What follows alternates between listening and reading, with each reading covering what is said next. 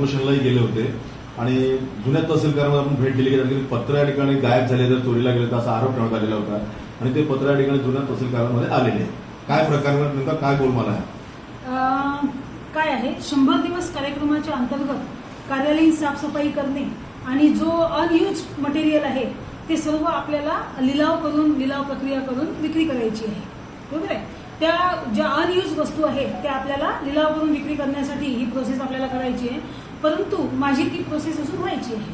मी unused material collect केलेलं आहे, पण तहसीलच्या आवारामध्ये आपल्याला तुम्ही पाहत असाल की बांधकामं सुरू आहेत सगळीकडे आणि इकडे बागे ट्रक लागलेले आहेत. तर त्यामुळे मी हे पत्रे जे आहे आपले जे इलेक्शनचे जे गोडाऊन आहे त्याचे आपण पत्रे बदलवलेले आहेत नवीन, आणि जुने जे पत्रे पडलेले होते आपले ते आपल्याला विल्हेवाट लावायची आहे. ती विल्हेवाट लावायसाठी मला PWDचं व्हॅल्युएशन घ्यावं लागतं. त्यानंतर मग ते साधारण त्याची मग लिलाव प्रक्रिया करावी लागते. तर ती माझी अजून व्हायची आहे. त्यासोबतच माझ्याकडे काही कूलर आहेत जुने, काही कपाट आहेत, काही कॉम्प्युटर प्रिंटर्स आहेत, काही लाकडी कपाट आहेत. ह्या सगळ्या गोष्टी माझ्याकडे पडलेल्या आहेत. तर मी काय करते, माझ्या या आवारात आता जागा नसल्यामुळे जवळपास 10 दिवसापूर्वी एक ट्रिप मी जुन्या तहसीलमध्ये माझ्या आवारात जागा आहे तिथे मी 8 ते 10 दिवसापूर्वी माझी एक ट्रिप पाठवली होती सामानांची आणि तिथे ते लावून दिलं. त्यानंतर मग आता इथे जे आणखीन काही पत्रे पडलेले होते ते सुद्धा दुसरी ट्रिप आम्ही पाठवलेली आहे. आणखी तिसरी ट्रिप उद्या सकाळी माझी इथून जाईल.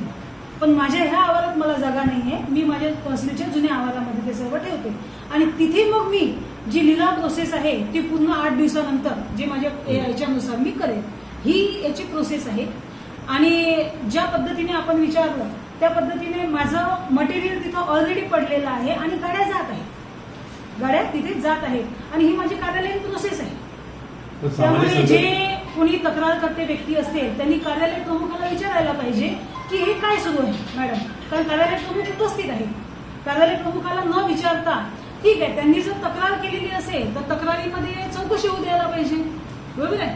तर त्यांनी हे न करता ते इकडे सर्व पत्रकारांना फोन लावणे आणि ही बातमी लावा अशा पद्धतीचे मला बरेच पत्रकारांचे फोन दिवसभरात आले आणि माननीय जिल्हाधिकारी सरांना, SDO सरांना सर्वांना फोन केले आणि त्यानंतर मग त्यांनी सांगितलं की परस्पर विल्हेवाट लावली. तेव्हा कलेक्टर साहेब त्यांना ते पण बोलले कोणाशी काही बोलताना की ते कार्यालय प्रमुख आणि तहसीलदारांना ते अधिकार आहेत. काही मर्यादा असतात, 10 लाखापर्यंतच्या मर्यादा त्यांना आहेत विल्हेवाट लावण्याच्या.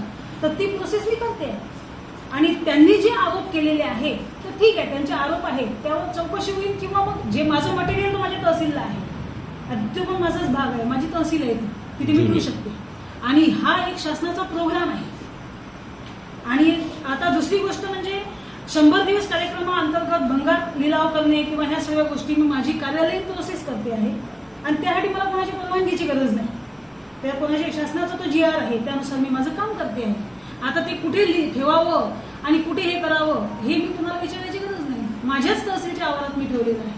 पण त्यांचा असा आरोप की ते हे संपूर्ण पत्र जामनेर रोडच्या रस्त्याने आलेले आहेत, संपूर्ण CCTV फुटेज आमच्याकडे आहे असा आरोप ते सामाजिक जे आहेत ते करतात. तो त्यानं कोणत्या गाडीनं नेलं कोणत्या कुठून गाडी टाकली हे मला माहित नाही, पण आम्ही त्यांची गाडी सांगितलेली होती. तो नेहमी जिथलं रिपेअरिंगचं काम करत असतो त्या व्यक्तीला आणि म्हणजे मी सांगून दिलं होतं की आज कोणाची तरी गाडी सांगा आणि हे सर्व हलवा.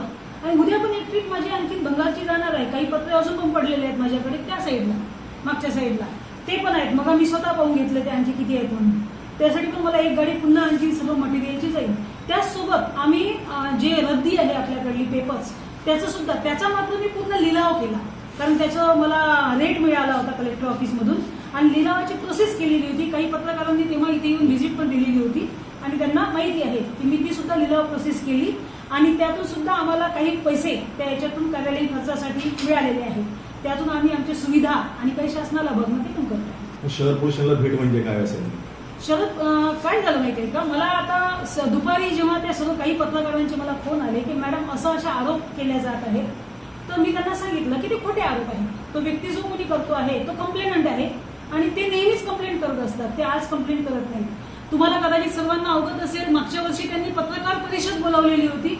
एक साधा विषय होता की त्या बियाणी नावाचे कोणी व्यक्ती आहे इथे त्यांच्या प्रॉपर्टीचं लिलाव करायचा होता. कलेक्टर साहेबांकडून ऑर्डर आलेली होती आणि ती सिक्युरिटायझेशनची प्रोसेस, त्याला प्रोसेस असते, त्याला काही विशिष्ट पद्धत असते. त्यासाठी मग अधिकारी नेमतो, त्यासाठी नोटिसेस काढतो, त्यानंतर मग बँक जी आहे संबंधित ती पोलीस बंदोबस्त बंदोबस्त घेते, त्यानंतर ती प्रोसेस होते. माझ्याकडून डिले झालेला नव्हतं, परंतु त्यांनी परस्पर पत्रकार परिषद बोलवून याचा उहापोह केला होता. त्यानंतर त्यांनी कमिशनर साहेबांकडे त्या बियाणींच्याच मॅटरमध्ये माझी तक्रार केली की यांनी चुकीचं हे दिलेलं आहे यामध्ये.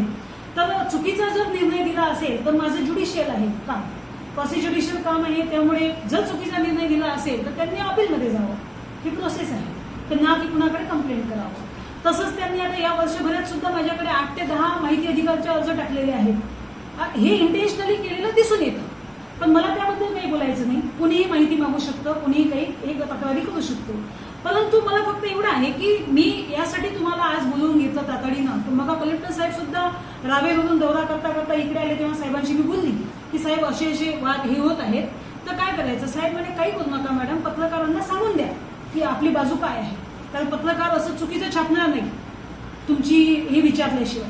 त्यामुळे मग मी म्हटलं की ठीक आहे, पण मी म्हटलं उद्या सकाळी बोलवून घेईन. परंतु माझ्या कामात जेव्हा आता तिथं मटेरियल गेल्यानंतर पुन्हा शासकीय कामात अडथळा निर्माण करताय, तिथे परस्पर शूटिंग करणं सुरू झालं. परस्पर कोणाची परवानगी घेतली शूटिंग करताना. माझं कार्यालय आहे ते अजूनही माझ्या ताब्यात आहे, कार्यालय प्रमुख इथं हजर आहेत.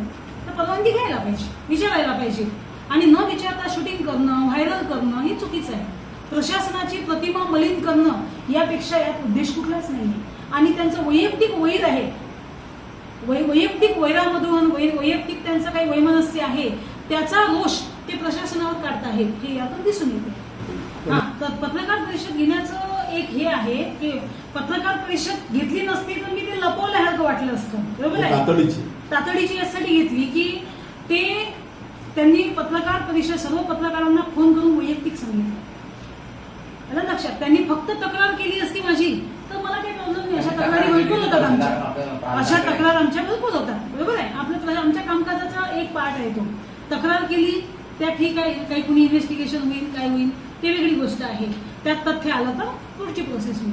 पण तो तक्रार केल्यानंतर मला कितीतरी पत्रकारांचे आज फोन आले की मॅडम काय मॅटर आहे, आणि काय मॅटर आहे, काय मॅटर आहे. तर मला असं वाटलं की इतक्या मोठ्या प्रमाणात जर सर्वांचं हे येत आहे, फोन येत आहे, आणि मीडिया ह्या व्यक्तीचे इतकं कॉग्निशन्स घेऊन राहिलेलं आहे या गोष्टीसाठी, तर मी त्यांना उत्तर दिलं पाहिजे. त्यामुळे मी फक्त प्रशासनाची प्रतिमा मलिन व्हायला नको त्या. आणि मग कलेक्टर साहेब आमच्या इथे एका दौऱ्यावर आलेले होते गोडाऊन तपासणीच्या.